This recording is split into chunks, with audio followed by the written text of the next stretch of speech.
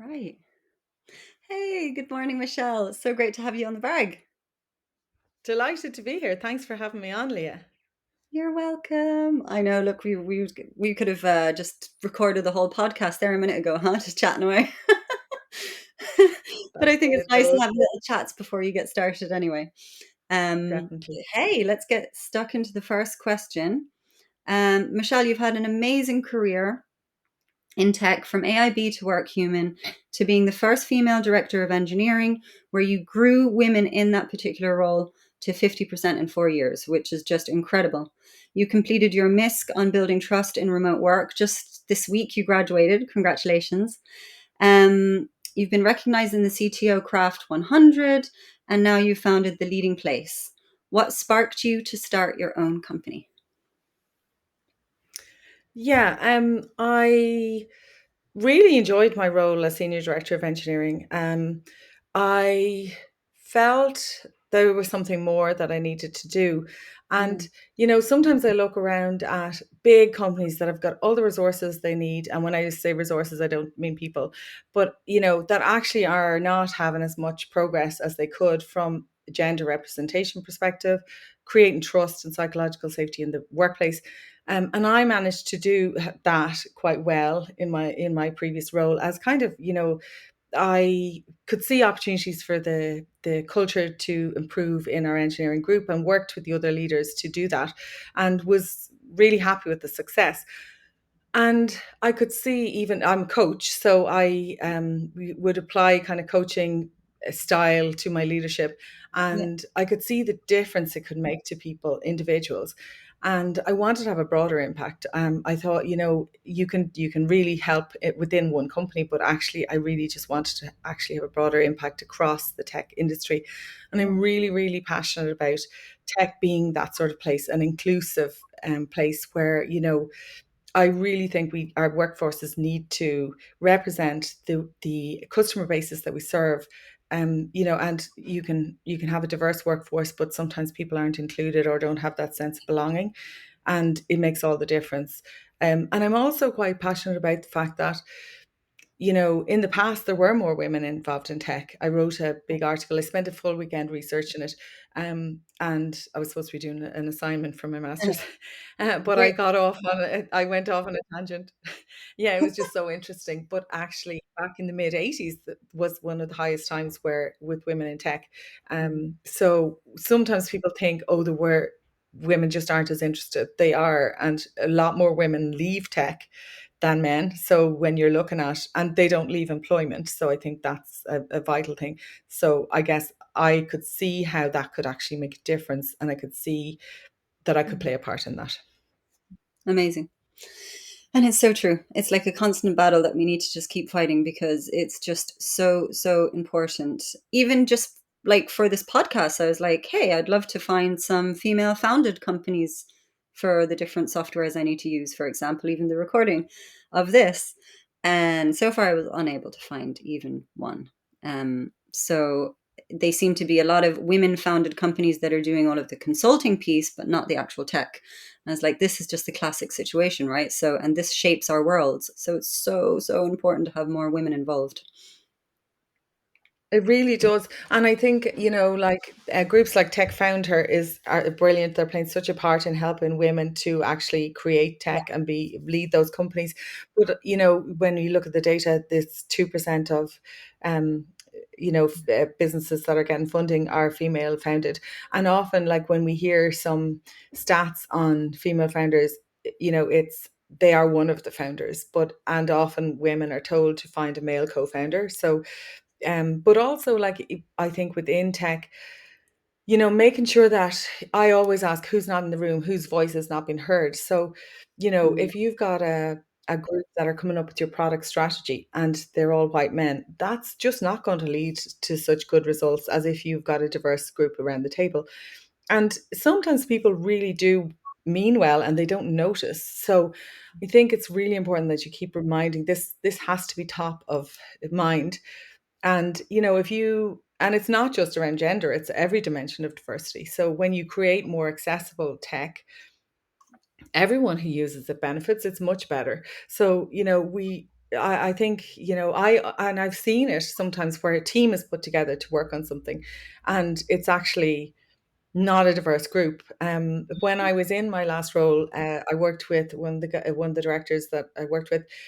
We were looking at developer experience, and we purposely thought about the makeup of the group from a diversity perspective, and actually sought out people to make sure we had more diverse.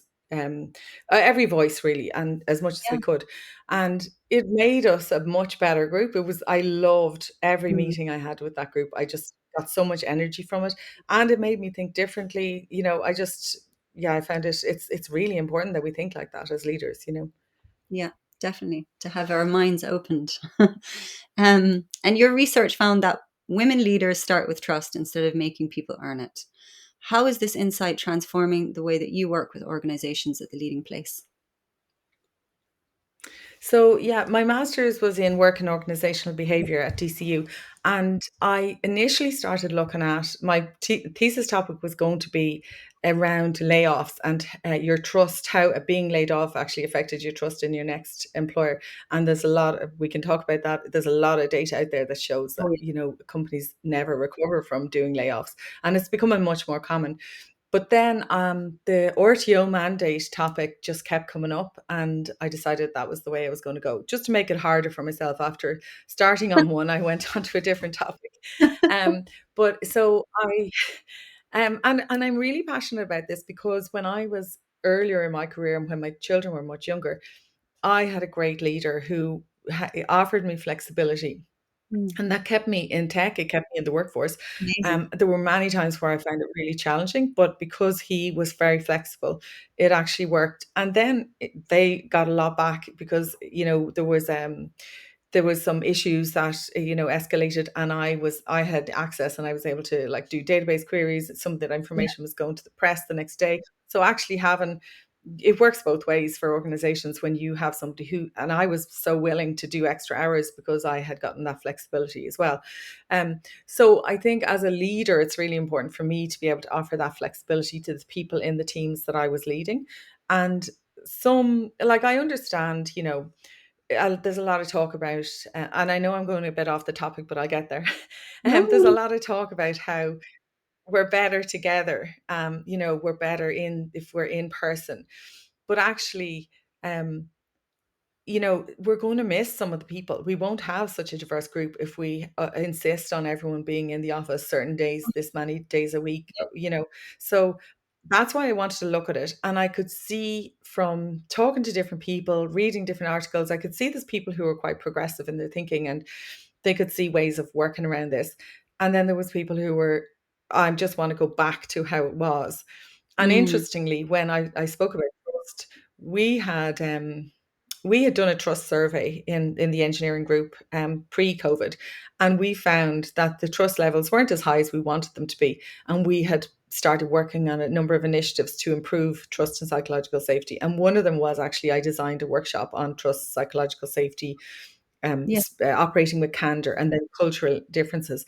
And I could see the difference. So when we look back, everyone thinks that everything was perfect, but it wasn't perfect. There were challenges even when everyone was in the office all the time together. Anyway, when I started to look at it, one of the things that I was interested in was I start with trust. So I assume, and it's all based in positive psychology, which would have been part of my coaching course. So and I would have been tuned into that from many years ago. I read an article about the Pygmalion effect, where teachers found that they were told a certain group of students were going to be late bloomers, and all of them improved. Their performance improved in the following year because they believed in them, but also because they pushed them to higher standards. So Mm, that's kind of in my leadership approach, yeah. starting with trust. I believe trust begets trust. Yeah. So that was one of the key questions in my research. I wanted to find out, do you start with trust? Do you think it needs to be earned? And so I also aimed to have 50% women interviewed. In the end, I did 16 semi-structured interviews, Yeah. and it was 7 women and the rest were men.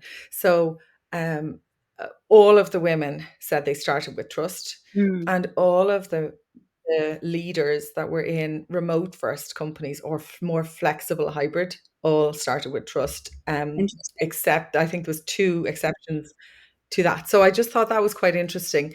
Um, and in the examples where it was less flexible, 50% of the leaders started with trust, and there was only four in that group. So it was, I think when I started the research, I was seeking. I did an open call to get people Mm. to be part of the research. I did a number of posts on LinkedIn. I also asked in CTO Craft, which is a tech group. And so some people self-selected. And near the end, I actually did go look for people because I was noticing Yeah. that a lot of the people who self-selected were in remote first or more flexible. Yeah. And I wanted to talk to some of the leaders who believed you should be in the office 5 days a week. So I actually was trying to find a few people in Yeah. that group to make sure that I had that represented in the data as well. Yeah, it But makes I think sense. it's interesting, how when you start with trust, um, it that shows like it actually helped the person that you're trusting, Yeah.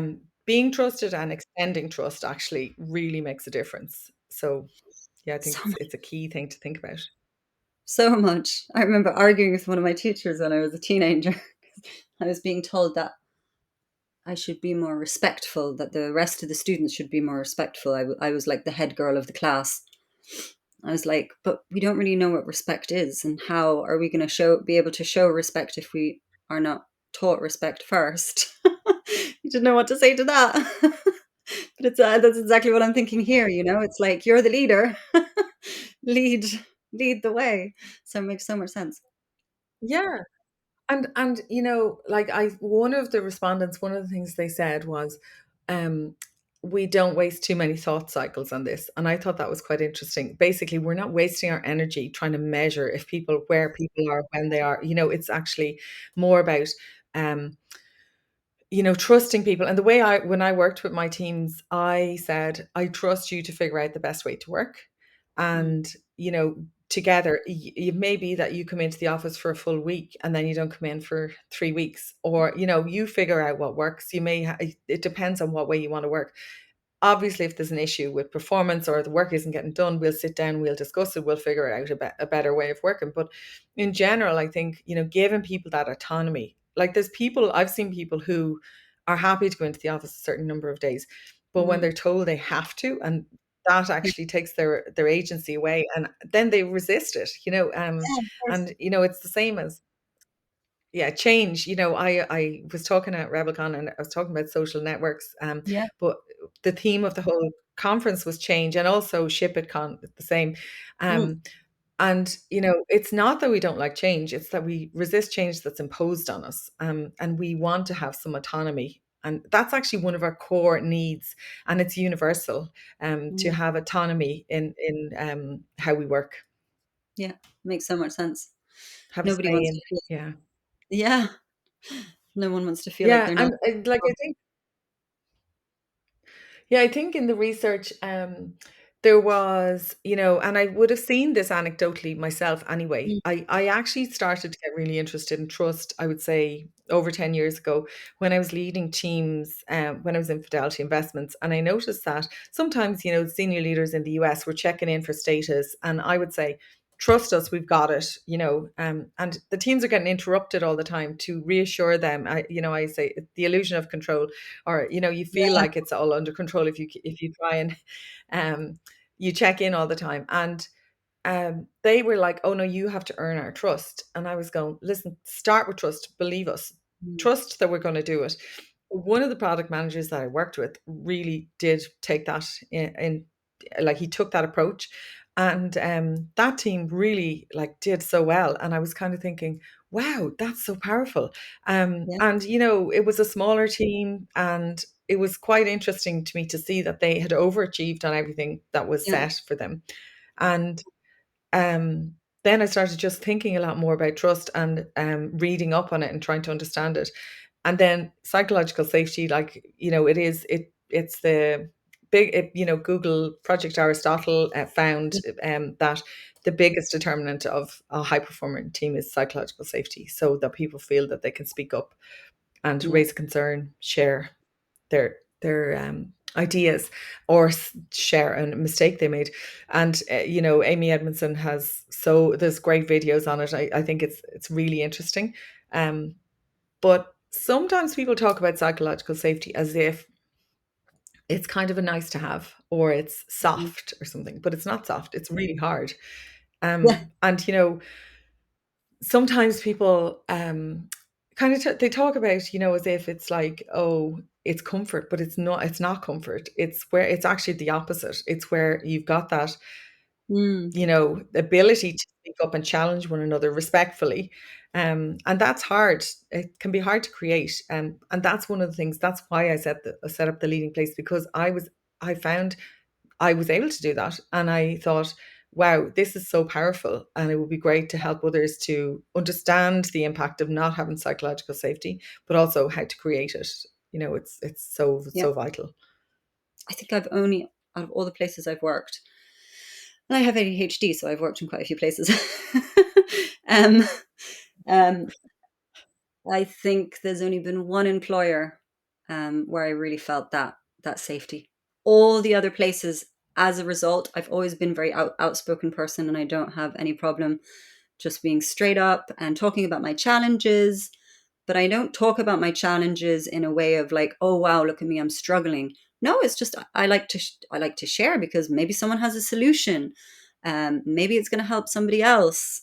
And unfortunately, everywhere I've worked, that information has come back on me, either through social exclusion or literally being fired, literally being let go because they've taken that information and then used it against me. So it's just crazy, right? So like, That That's actually heartbreaking. yeah, When you're trying to, I'm a big fan of Brené Brown, and talking about vulnerability, and yeah, actually being able to be vulnerable as a leader is so, so important.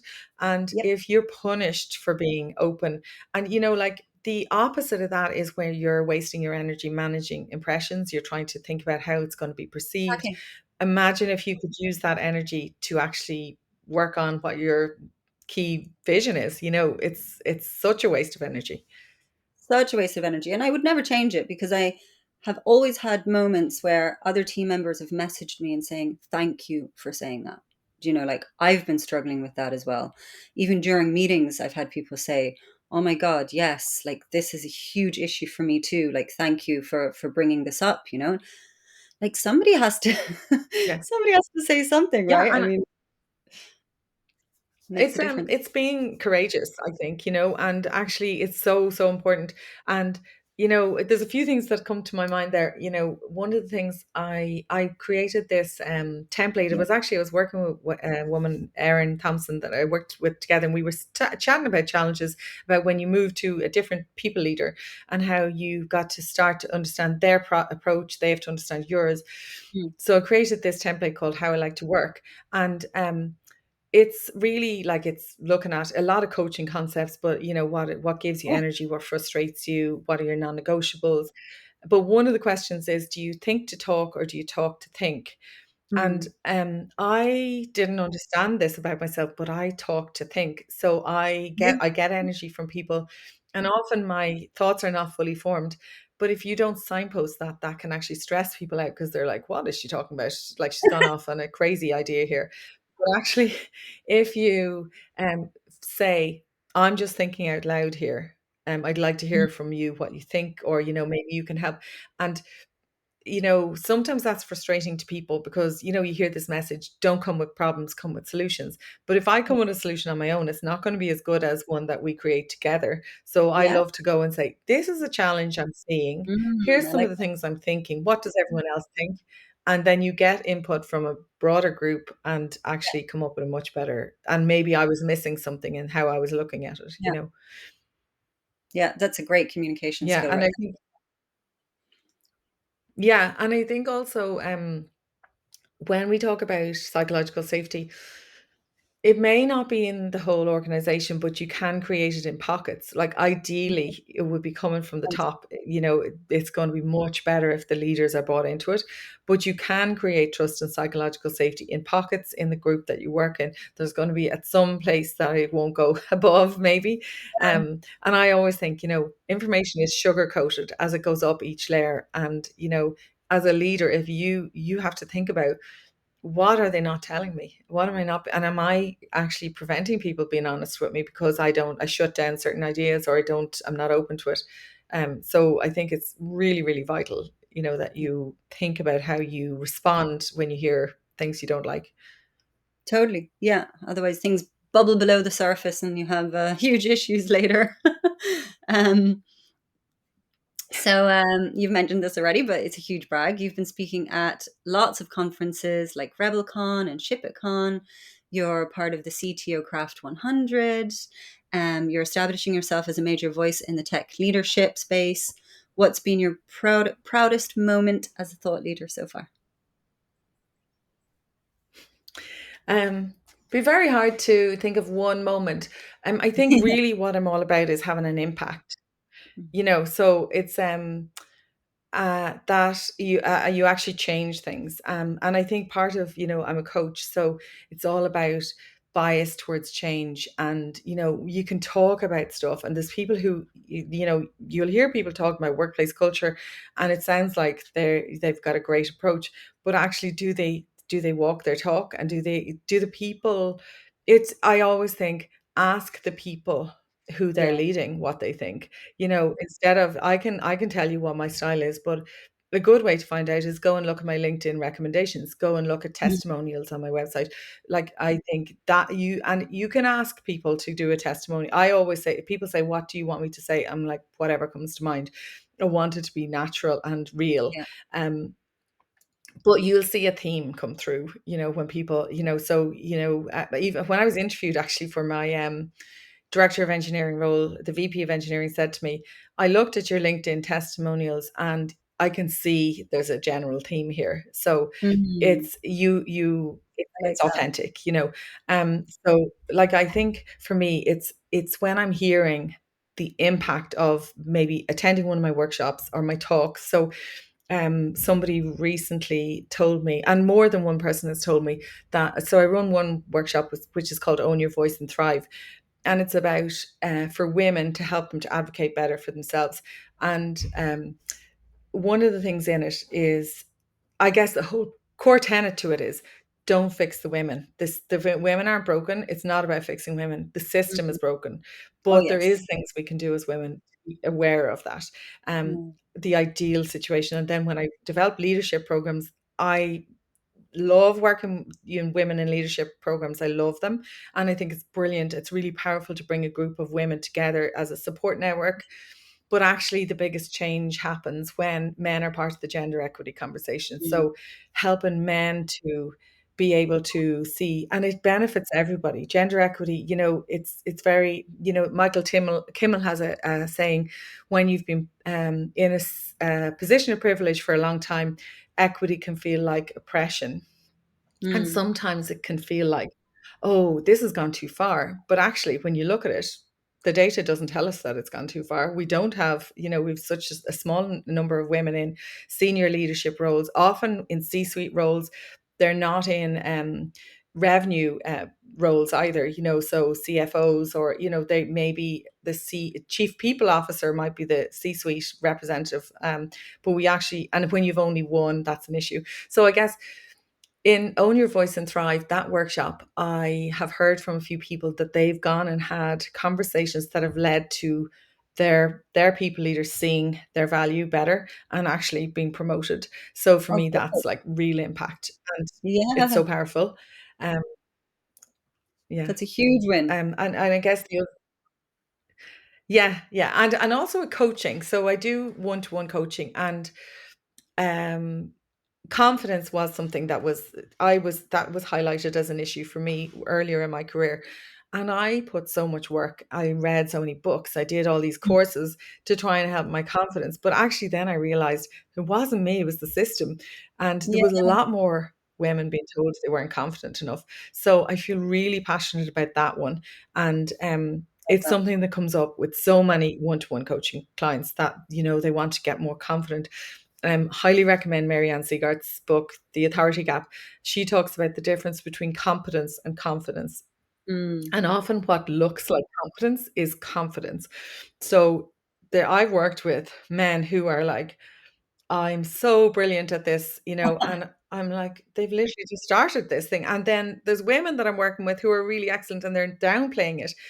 But yeah, that's actually a big thing. So, and I do want to talk about that a bit more, but just on the moments of, where I feel like big wins, I think it's when I see the coaching clients and see the difference. I've I've coached two early career clients, really, really early, and one who's actually in college. And it's unbelievable to see the difference in them now after 6 coaching sessions, and yeah, to think they're going into their career now with that in their back pocket.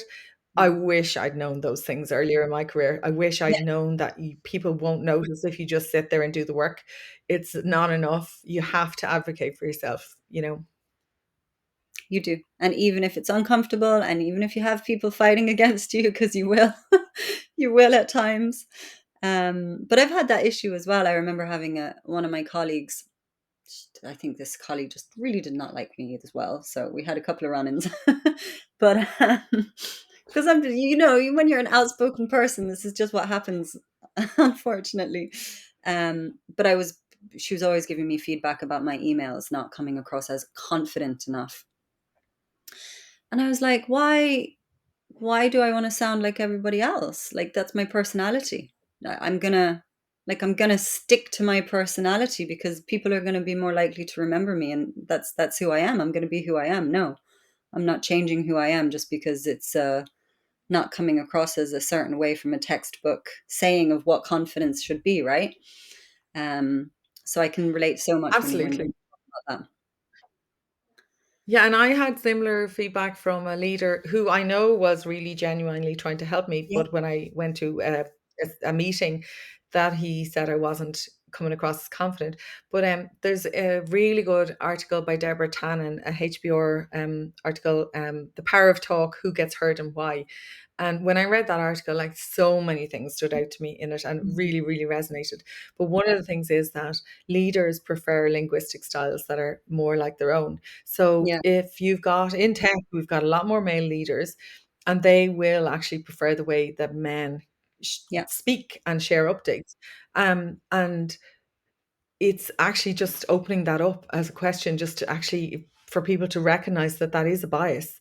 And women are often given advice to be more like men, basically. And we can't show up as our authentic selves if we're trying to, are we speaking the right way?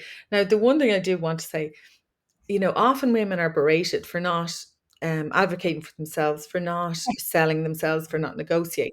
But actually, often when we do, we get punished. So people don't like it when we actually speak about how our successes. Somebody said to me, "You over celebrate wins." And I'm like, I don't think that's possible. I really, really believe like celebrating wins yeah. helps your self efficacy, and it actually improves your Big confidence. time. But also I'm really conscious of shining a light on others. So when you Mhm. see somebody else doing something, like, shine the light on them, because a lot of the time women aren't seen, those successes aren't seen in Yeah. particular. And sometimes people think they need to be in a senior role to do that, but actually, um, a software engineer that I worked with once shared on Slack, something that I had done, a talk, women not advocating for themselves. And I Yes. actually think I have found myself sometimes in conversations where I've said, perhaps we should do this, or maybe this would be, Mm, when I know 100% that it is. And why am I doing that? Like, yeah. women have learned that there's a better way to navigate this, because if you come in with, we need to do this, it won't be accepted. So Yep. sometimes we have to actually put our energy into, managing egos as well. And Mm, and so when women are told, oh, we're not, we like use words that take away from our message, that's actually quite clever, and we shouldn't be beating ourselves up about that. yes, there's things we can do to improve it. Like one of my things is don't use the word sorry.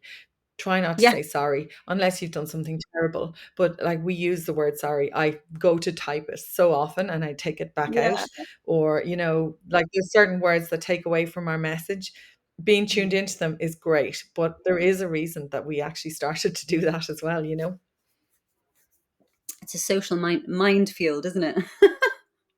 It's completely. But Totally. no, I've noticed it like most predominantly, usually when I've been led by another woman, and when we've had a mixed team, the differences in how my male counterparts are treated versus me. And then when I try to go to that particular manager and talk about the wins that I had that were exactly the same as the ones that she was just celebrating on a call about the guys, it's like crickets. Just complete. So it's Yeah, it's it's it's funny. It's just not even, I think people are so deep in the bias they don't realize it. And when you point it out, they don't like it. Unfortunately. So it's it's internalized misogyny. mm, It's in the air we breathe. So we have it, like we can be biased against ourselves even. So it's really important to be tuned into it and to create an environment where you can actually speak up and highlight it. So that's one of the things that I actually feel quite proud of. So when a guy that I worked with, he said to me, in my whole career, you're the person who helped me to understand gender equity best and to mm, understand my position of privilege. And so like my approach generally, I know I'm quite outspoken about it, and it's very hard for us to have a conversation without this coming up. It yeah, just comes into everything, and I think it is part of everything. But women get interrupted more, they get less speaking mm, time, and their uh, credit is attributed to others often. So there are three things that I highlighted to the men that I worked with in the leadership group. And um, what I was really pleased to see was actually they started to notice. And I always think amazing. first notice, then be intentional. So one of the guys would say, sorry, I'd like to just go back to what Michelle was saying. I think she was interrupted there. Or I think Michelle actually raised that earlier. That's a great idea, but I think that Michelle earlier raised that earlier in the conversation, Amazing. and if that comes from somebody else, it's so much more powerful, and it's really Yeah, hard. Like you're sitting there, you're going, how did they not react when I said it? And now they're thinking it's a brilliant idea. And you feel like you're going to come across as really childish if you go, but I said it first. But yeah, if somebody of else course. actually says it, it's so powerful. Yeah. And Marianne Siegert in her book talks about the data. So they recorded women speaking in meetings and they asked people who had spoken the most. And everybody thought the women had spoken the most. But actually, the woman who spoke for the longest time spoke for less time than the man that spoke for the shortest time. So our bias is so strong that we think women are speaking for longer, and none of them were. Yeah, yeah, completely, 100%. Because it's just, I think that I don't know what it is. Like, even when I think back to myself, like being a little kid, and I used to talk so much. And then I hit the real world, right? Like 17, 18, and just it started to decline because, like, all of a sudden you start learning that, like, yeah, you just speak less. It's easier. It's crazy, huh? But also, like, I do think those gender biases start really early. Like, I think Oh, yeah. when you see clothes for kids, like, they have a Mhm. message for girls to be pretty, boys to be clever, brave. We tell girls to be careful. We don't tell boys to be careful as much. Now, my two girls, when my parents used to mind them, we would come back and they'd be swinging out of the highest trees in their garden. So they definitely didn't follow that stereotype. And my mother would be like, I don't think she sees risk at all. So I think I took that from her as well. Yeah. So I definitely think, but I do think if you start telling people to be careful all the time, like you're on high alert, you're in hypervigilance all the time. So, and I think, sometimes people treat their boys and girls differently, Oh, parents yeah. without even noticing. And I think it's so important and even like friends, neighbors, family members to understand the messages they're sending to young girls. And that's why I did that research on the history of women in tech, because I feel if we hear more stories, there's so many women who have invented tech things in the past and we don't know about them. We don't know their names. And Mhm. like the woman, the Wi-Fi, the precursor to Wi-Fi was Hedy Lamarr or Oh, Hedy yeah. Lamarr. So yeah, and like we don't hear about these stories a lot of the time. And if more girls, young girls, heard about those things, they could see that they have a place in tech and that they can see, what's possible. And that's why I'm really, really passionate about more storytelling about hearing the stories of these women that actually played huge parts. My daughter was telling me about, but I don't know the details of it, but some two guys who decided they were going to try and get through a day without using any inventions by women, and they found it really hard. So I love Mhm. that. Like this, people are highlighting Love that. love that. Oh, it's so, so important. I mean, I see it with my daughter. She's 5.5. And before she started preschool, she would wear anything. Generally, I would just put her in pants because it was more practical. I was kind of a bit of anti-pink person. She loved Mm. dinosaurs, do you know? And then she started preschool and it all changed. And she had such a traumatic experience. And I think it was a mixture of the teachers and the other students.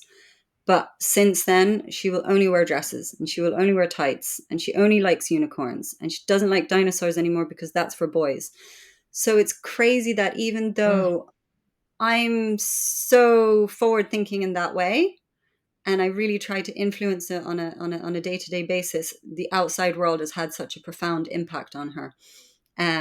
Like at the moment, she will only wear pink, nothing else. It's just it's insane. Um, So it's a Did you difficult one. go through this? So yeah, Yeah, no, I was just going to say I'd see my daughters definitely had different phases, but now they're in their 20s and I think I know about gender equality. They are experts yeah, in yeah, all forms of diversity. So I think it's really good, and I think that those early messages do hold through, and it helps. The other thing, like when you were talking about what are you proud of? Often women don't feel comfortable to brag. So one of the tools that I use is hype or brag documents, actually. So when you mm, invited me onto this, I was like, oh, this is so great, because that's love one of the that. tools I use in my workshops. That's So great. I came across a really good article by Julia Evans, I think is her name. I'll give you the details for Yeah. afterwards. But uh, it's basically hyping yourself up. And so one of the things I did with the teams I led, and it's not just women, because there's lots of men that don't Oh speak yeah. up either. They quietly work away in the background. But is I asked people who reported into me and the people in my team, encouraged people across the wider team to have a hype document or a brag document Yeah. and to celebrate their wins in it. So when I went into talent reviews or pay reviews, comp reviews, I had it at my fingertips what everybody had achieved. And Mm, also when like some companies do end of year reviews, it's better if you do it more often, but um so you can't remember back a few months what you did, so having it yeah. in a document can be really helpful. Love But another extension to that, which I read, Julia Evans, I think she had an article about doing it as a group. So actually sitting down together and going, oh yeah, Leah, you did that thing. Do you remember you did that. that great podcast? Put that in there. And it's even more powerful, and it's actually Mm. building relationships and trust as well. Love that. I've done that for some of these actually. Some of the guests that I've had that maybe have been a little bit more shy.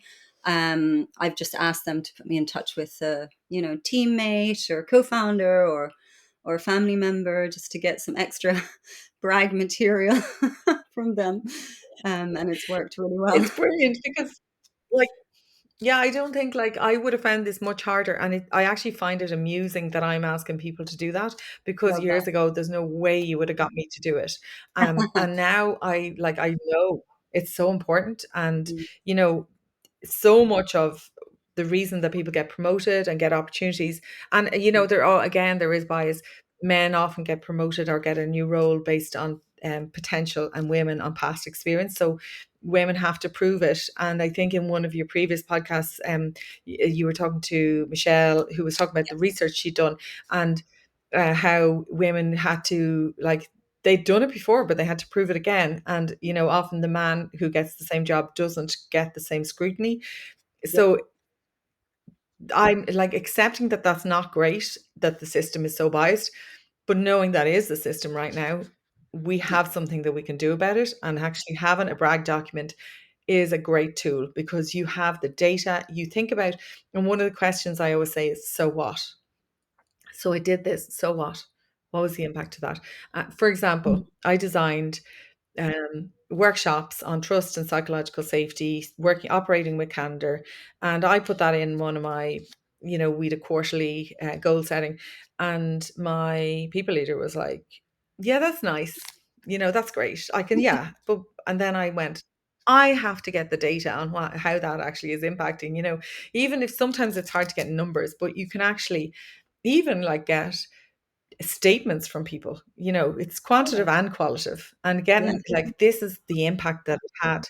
So Yeah. how I like to work that document, the VP of engineering at Cloudsmith, Ronan O'Dooling, he shared a testimonial with me recently on the impact that that had for engineers and people he worked with, and how it actually just transformed relationships and how they work together. And that's so powerful. So actually asking for feedback and being able to share that with somebody who has a career, like, who has an impact on your career, it's so powerful. Yeah. Yeah. 100%.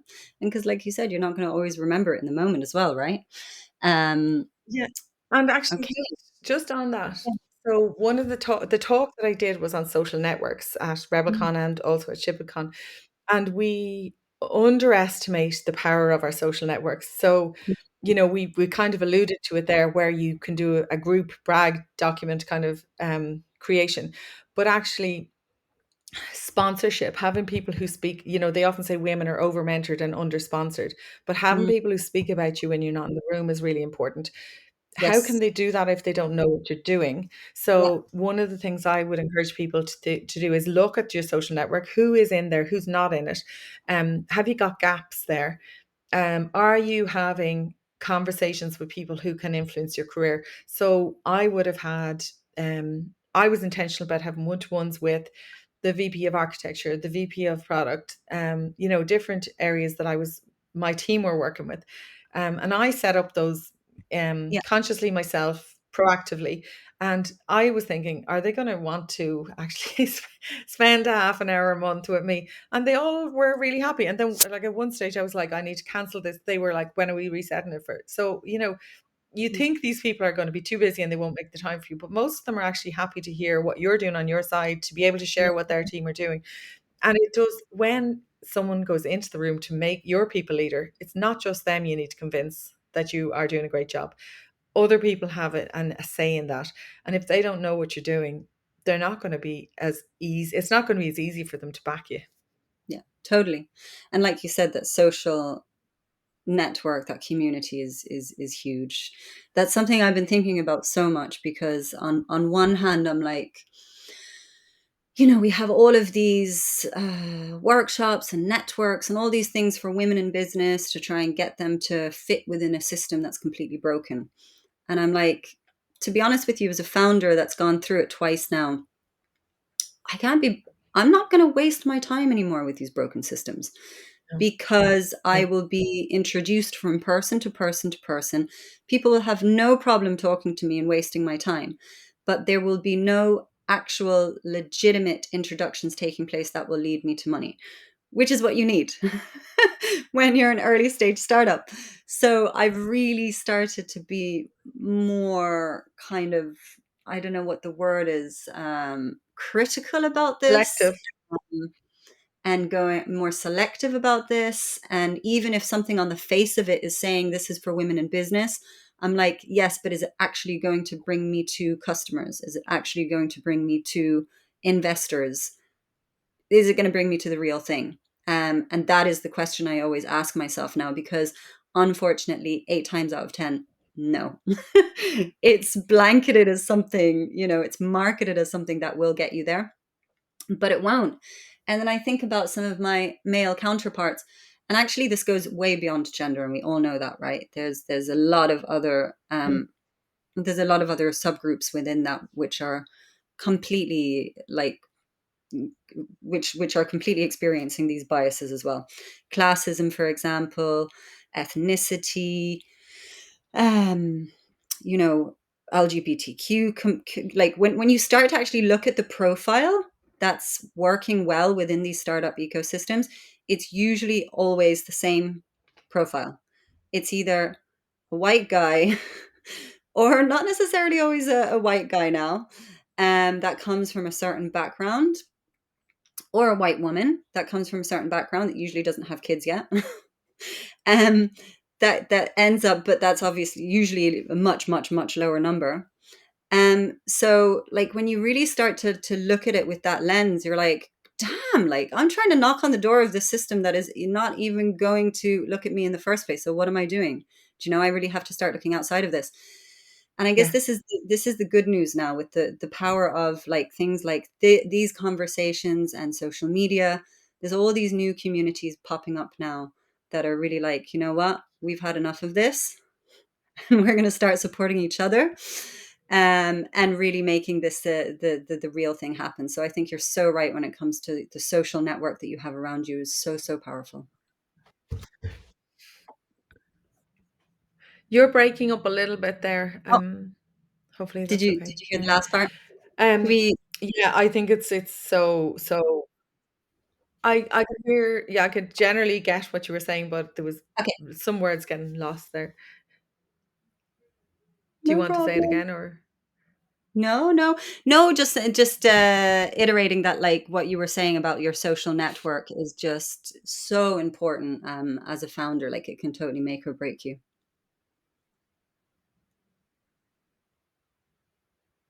Yeah. Oh, Um, yeah, I think we can't underestimate the impact yeah, of it. And we need to be really intentional. And when you were asking about, things that I felt proud of, after ShipItCon, a number of people contacted me, and actually, I think they were all men who said that they had not been paying attention to their social network, and they had made a conscious effort to yeah, think about it and to make connections with people, even on the day of the conference, that they connect with more people. And that, like, that's joyful to me, because that you can yeah, actually have an influence. But I guess connected to what you were just saying, I get lots of opportunities to speak at things where I'm not getting paid. And I don't think men are asked as often as women. And I think even like for conferences, they should have two tiers. Like, if you're working for a company, a big company, that company's paying you that day anyway, and you're going and you're speaking.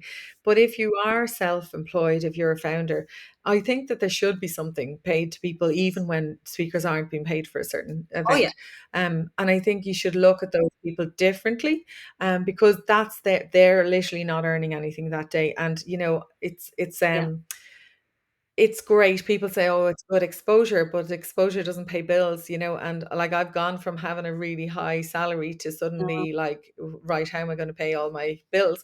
yeah, So, like, it is really important that, businesses support, yeah, especially women founders, that are actually, and I'm always willing. Like, I do a lot of stuff. I mentored with TU Dublin, SARE mentoring program. I was in STEM Passport for Inclusion. I'm always trying to give back and make sure that I'm supporting others that are coming behind me. I'm always happy to do those things. But I do think we need to also pay women who are sharing knowledge and helping people to do better. And like, it can be so transformative. As I mentioned, the coaching, but also, I've had workshops where people have had huge aha moments. It will transform their performance, and, I think you definitely should be paid for that. oh my God, 100%. And this is one of the reoccurring issues that comes up again and again, is that female founders are more likely to be living, you know, on some sort of poverty line because of the fact that they're not getting access to that funding or investment, or and you can be guaranteed there's a lot of male founders out there that would not be not be having that same struggle. But somebody who's doing this really well is Dr. Lolly Mancy, who I had previously as a guest. Like she's such an inspiration. Fabulous. Oh, amazing! Like complete, professional speaker, getting paid for her gigs. Like, it's just a huge, huge inspiration. So I think you hit off a really important point there. But look at us, we can talk forever. I was going to pop on to the next question for us. What's the transformation you're seeing with your clients at the leading place that makes you think, yes, this is exactly why I started this company? But before we keep going, are you okay with time? Because we're going over a bit. Yeah, I'm good. Yeah. No, Okay, it's fine. cool. Like I've probably alluded to some of the transformation, but it's, when Yes. people have aha moments and actually see how, you know, there's something they can change that will make them way more their performance much, it will just transform it. For companies, like I've worked with a couple of companies, on elevating your business. So actually working on your business, not in your business, and actually realizing so often, like in leadership roles, we can stay in our comfort zone. It's much easier there. Mm, So I've seen it with leaders who go back into what they're good at and actually aren't actually performing the role that they're supposed to be performing. For example, maybe like interviewing. So you go and interview loads of people, but really, if you're at a VP level, you should be only coming in at the end of the interview process. You should be trusting your team. What's the yeah. cost of you doing this instead of actually, looking at how you can grow your business? So there's a lot, like I've seen, I've worked with businesses that actually suddenly see, oh, there's a different approach and this is actually going to really change things. Individuals have sent me messages to say, that really changed my mindset. I have a new perspective on Mm, something. I'm now going to take this action.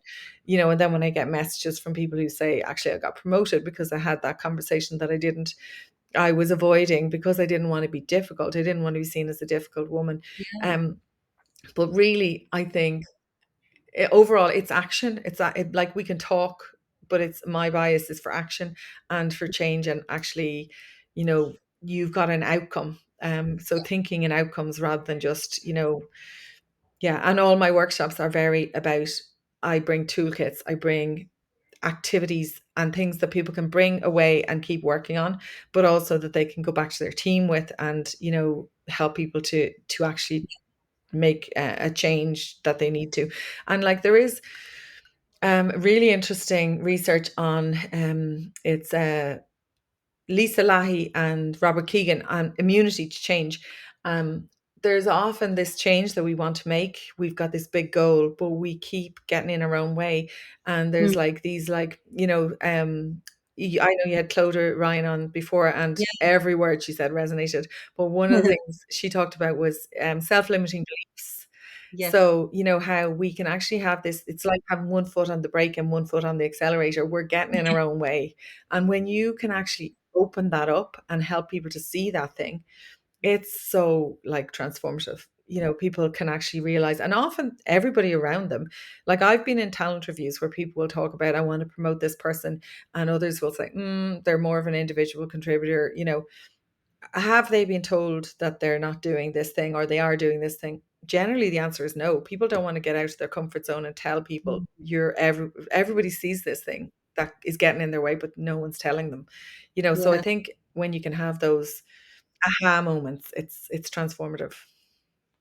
completely. And everyone would prefer to be given that feedback, right? So that they can progress themselves. It's a natural thing. Um, and then looking ahead to the future, like what's the vision, and what's the future for you and the leading place? Yeah, I guess so really, I'm working on my own right now. I would love to have something more scalable. I've got some ideas here. Yeah, But actually I intentionally have gone about working with businesses, learning and, seeing what's working, what's not working before building any sort of a tech product, because I want to take all that learning into it rather than going out and creating something and then realizing, oh, actually that's not serving people. yeah, And I know there's lots of ways to do that, but I actually am really getting a lot of energy from running workshops, doing consultancy with people, and seeing what's landing. And there's some things that I didn't expect to be so engaging, and then people are really interested in, like, for example, how to build a sustainable career. I ran a workshop on that last week, but Mhm. also I spoke about that in Zalando as part of Product Tank.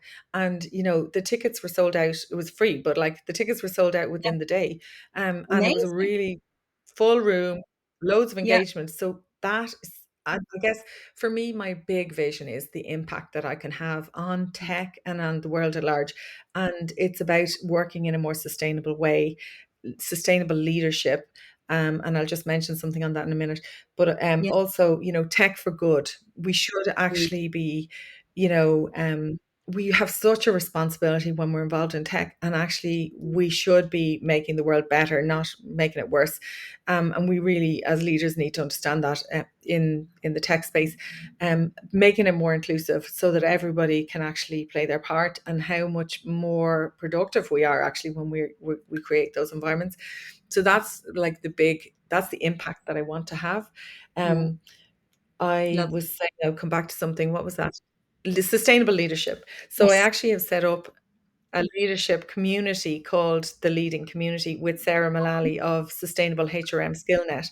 Yeah. And it's a non-profit, like it's non-revenue generating activity, but it's about bringing leaders together to share good practices. And we had a kickoff at Grant Thornton back in July, Oh, and cool. it was like, I was so Hmm. delighted, like, to see the number of people who showed up and the energy in the room. People were, and so my thing is about collaborating rather than competing. And I've gotten opportunities to work with other people who have similar businesses, but actually to collaborate. And Good I for think you. we can all help each other and support each other to do better. Yeah. So I think that for me is crucial. I mentioned leaders cast a long shadow. You come across people who are carrying trauma from terrible leaders. You also Mm. come across people who had leaders who really believed in them and the impact that had. So I guess one of the offerings I have is leadership training. So many people go into leadership roles without training, without any Yes. supports, and are Yes. expected to go from an individual contributor to a leadership role.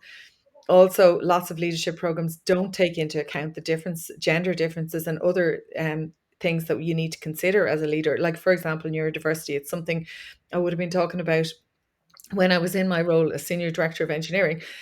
Often leaders aren't trained, or they don't know how to deal with people who are neurodivergent. And um, there are, so especially in the tech space, there's a lot of neurodivergent people.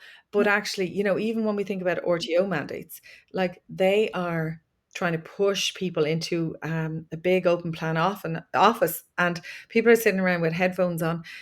We need to work with people in the way that works for them. And I was part of the IBEC Diversity Forum a couple of years ago, and I remember one of the talks where they said, somebody may not tell you that they're neurodivergent. They may not even know that they are. As so many people, the other people might guess that they are, and they may not actually be tuned Yeah. into it. Um, they may say something like, "This office space is too loud for me," or Mm. So you need, as a leader, to be able to read between the lines and actually hear what's not being said. So Mm. leadership training can be so transformative, and it can actually, it's hard. Instead of trying to repair damage of terrible leaders, you're actually building confidence and capability and high performance from the start. I love that.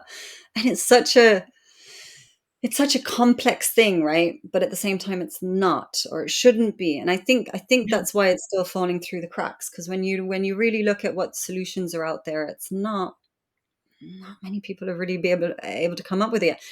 But this is also going back to not having as many female founders in tech. I mean, why do you think all the businesses are just the same repeat over and over again? Because it's the same profile founders coming out with the same businesses. So I am with you.